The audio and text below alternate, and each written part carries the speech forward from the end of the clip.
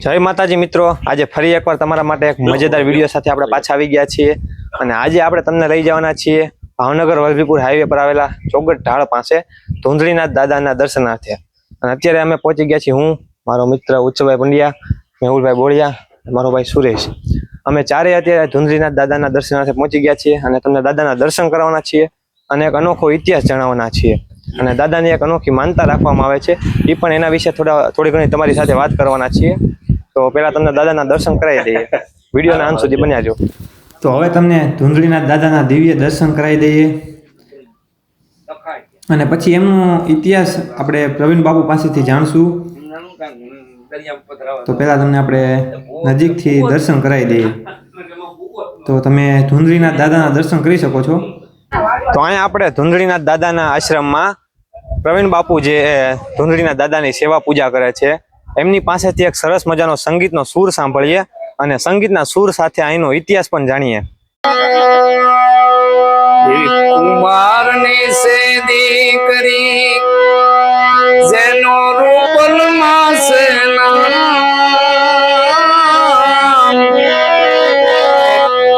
આવી કુંભારની સે દીકરી જેનો વલભીપુર છે એ સિદ્ધનાથ હારે લાગી લગની એ ભજિયા ધુંધળીનાથ એવી સિદ્ધનાથ હારે લાગી લગની અને ભજિયા ધુંધળીનાથ આદેશ। હવે આનો ઇતિહાસ એવો છે કે આ ધુંધળીનાથ એક મહાન સંત થઈ ગયા, એને અહીંયા સમાધિ યોગ કરેલો છે, તપસ્યા 14 વર્ષની તપસ્યામાં ધુંધળીનાથ અહીંયા બેઠા।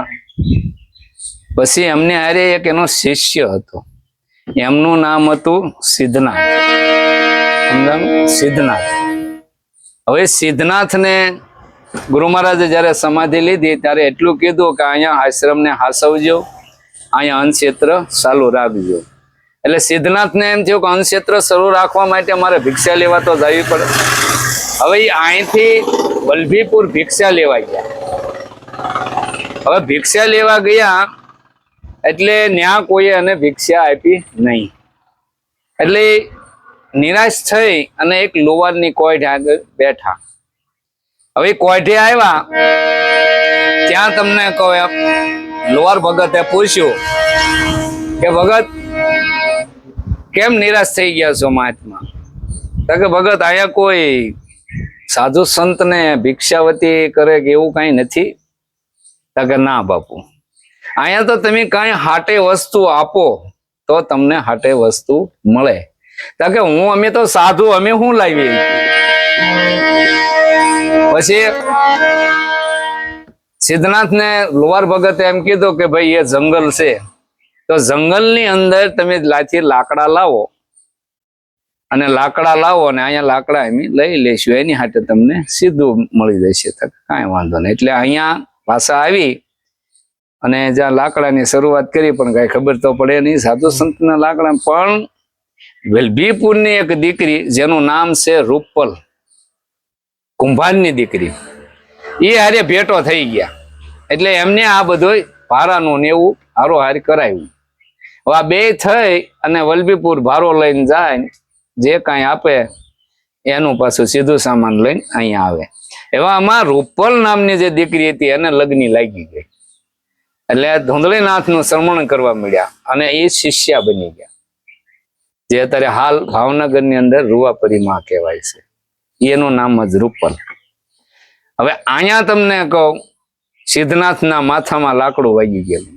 હવે એ લાકડું વાગવાથી માથામાં જીવાત પડી ગઈ। હવે જીવાત પડી ગઈ તો હમણાં હાલ્યા રાખતા હતા, 14 વર્ષ સુધી આ બધું હાલ્યું। બાપુની જ્યાં સમાધિ ખુલી ગઈ ત્યાં તો એમને જીવાત પડી ગઈ હતી। હવે એ જીવાત પડી ગઈ અને તમને કહું બાપુની સમાધિ ખુલી ગયેલી અને કાળુભાર નદીની અંદર જ્યાં તમને કહું સ્નાન કરવા ગયા અને સિદ્ધનાથે પોતે માથાને સાફ કરવા ગયેલા, ત્યાં ગુરુ મહારાજને ભાળી ગયા, એટલે આદેશ કરવા માટે સિદ્ધનાથ ગયા। એમાં સિદ્ધનાથની ઉપર હાથ મૂક્યો એટલે માથાના તાળવું જે હળી ગયું હતું એની ઉપર હાથ ગયો અને આમ કરે ત્યાં તો ઓહો કે આવી હાલત ત્યાં સિદ્ધનાથને ખબર પડી ગઈ કે ભાઈ આ બાપુ કાંઈક કરશે, ક્રોધિત છે. પછી એને એમ કીધું હમણાં બાપુ હું તમને વાત કરું શું થયું. તાકે કેમ? તાકે એક દીકરી છે એ આપનું સ્મરણ કરે છે અને આપણને ગુરુ માને છે અને એ ભજન પણ કરે છે. તાકે જા એને કહી દે અહીંથી મળે ભોળવા, જેટલું ભગાય એટલું ભાગવા મળે. તાકે કાં? તાકે નહીં એ કયા જલ્દી. એટલે સિદ્ધનાથ સીધા ભાગી અને રૂપલને કહેવા દોડ્યા કે ભગાય એટલું મળે ભાગવા. એટલે એને સીધું અમારે હાલમાં ઘોઘાનો માર્ગ હજી નામ છે સમારડીની અંદર, ઘોઘાનો માર્ગ કહેવાય. એ માર્ગ પકડ્યો છે અને વડવા ગામની અંદર જય સીડ્યા વડવા એને પોરો ખાધો. ન્યા પોરો ખાઈને આજે હાલમાં નાના રૂવાપરી કહેવાય છે. હવે ત્યાંથી પાછા ભાગી અને દરિયાકાંઠે વહી ગયા અને ત્યાં અત્યારે ભવ્યમાં ભવ્ય મંદિર પણ છે રૂવાપરીમાં. હાથેમાથેમના મેળા પણ ભરાય છે. હવે અહીંયા જ્યાં પાછા સિદ્ધનાથ આવી ગયા ત્યાં સિદ્ધનાથને બાપુને વાત કરી કે આવી રીતે બન્યું છે અને વલભીપુરમાં કોઈ ભિક્ષા આપી નહોતી એટલે અમે લાકડાના ભારા લઈ અને આ વેસવાય કર્યો. અરે કે આની શું જરૂર? એમાં જે ક્રોધિત ધ્યાન હાથમાં લીધું ખપર અને પાટણ શું ડટ્ટન શું પટ્ટન માયા શું મીટી એમ કરીને જ્યાં તમને કહું નાખ્યો તો 84 પાટણ ડટ્ટન શું પટ્ટન થઈ ગયા. હવે એમાં બીજા પાટણ વાળા કહેવા લાગ્યા કે આ વલભીપુરનો વાંક, એમાં ઢાંકનો શું વાંક? ઢાંક પણ એક તમને કહું નગરી હતી, એ પણ ઊંધું વળી ગયું. ત્યાંથી ધાંધલ પર આવા ઘણા પાટણો હતા, એ બધાનો નાશ થઈ ગયો. અને અહીંયા ધૂંધળીનાથે તમને કહું બધું ડટન શું પટન કરી નાખ્યું. અહીંયા પણ ડટન શું પટન થયું. પણ અહીંયા આવતા મને જ્યારે હું નાનો હતો અને અમારા ગુરુ મહારાજ ત્રિલોકનાથ બાપુ એને મને કહાની કરેલી અને એને આ વાત કરી હતી અને ત્યાંથી મને પણ લગ્ની લાગેલી કે અહીંયા કાંઈક કરીશ.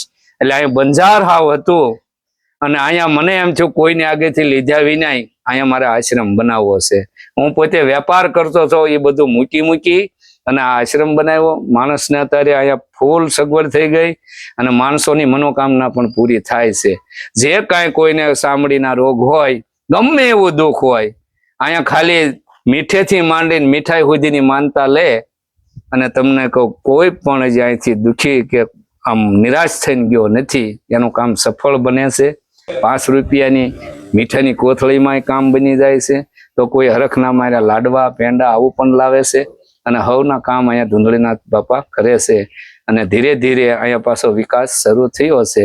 એટલે ધૂંધળીનાથ બાપા આ બધાની મનોકામના પૂરી કરે. અને જેમ બને એમ આ ભાઈના વિડીયાને શેર કરજો અને આને લાઈક કરજો અને સબસ્ક્રાઇબ કરજો.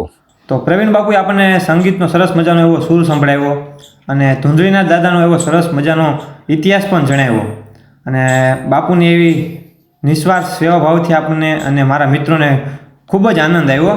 તમે જોઈ શકો છો અહીંયા પહેલાં કાંઈ નહોતું, એમ બાવળિયા ને એવું બધું વધારે હતું, પણ બાપુએ આ બધું ચોખ્ખું કર્યું અને સરસ મજાનો એવો બગીચો બનાવ્યો.